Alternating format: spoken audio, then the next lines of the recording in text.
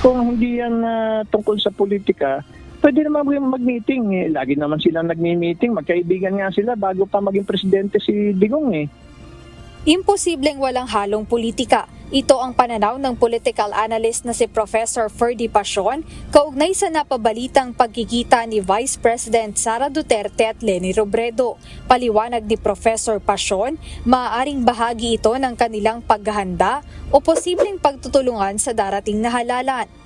Well, maring palabasin nila na hindi na popular si Bongbong, maraming pagkakamali sa liderato ni Bongbong at magkakaisa na, magbabalik na sa dilawan muli ang mga Duterte na kung saan naman sila talaga nanggaling at maring mag-field sila ng common candidates nila for next year's election and beyond.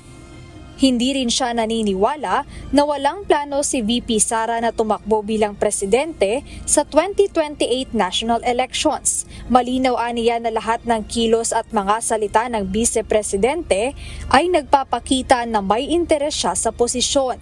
Gaya na lang ng ginawa ni dating Pangulong Rodrigo Duterte na sa una ay hindi aniya tatakbo, ngunit kalaunan ay tumakbo rin. Naniniwala rin si Professor Pasion na ang pagbisita pa ng ibang politiko sa dating vice-presidente ay posibleng paghingi ng tulong para sa eleksyon. Well, tandaan natin na may puwersa pa rin ng Liberal Party. No? Napakatagal ng partido niyan. No?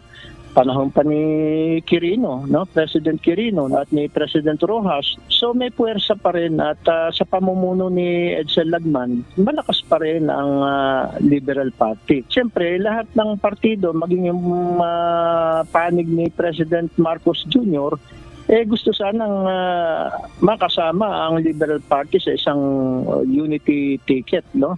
Kasi kung sino man ang makakuha ng Liberal Party, sa kanyang panig, malaki na ang tsansa na manalo sa 2025 at 2028 elections. Para naman sa isa pang political analyst na si Professor Ed Montayaw, mahirap din talaga aniyang paniwalaan na personal na pag-uusap lang ang natalakay ng magkita ang dalawa. Kung siguro, unang-una hindi pagkakaroon ng midterm election, pangalawa kung hindi siguro naghiwalay ang alyansa ng pangalawang Pangulo, pangatlo, kung matagal lang magkasama at magkaibigan personal silang dalawa, maaari na yung paniwalaan ito, walang halong politika. Pero yun na nga, ang hirap isipin ng walang halong politika kasi from the very start talagang magkaiba sila ng grupo. In fact, the current Vice President has been rather critical, very critical.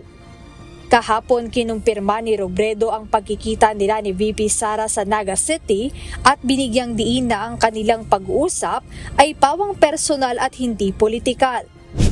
Binigyang diin ni former Vice President Leni Robredo na politically neutral silang lahat.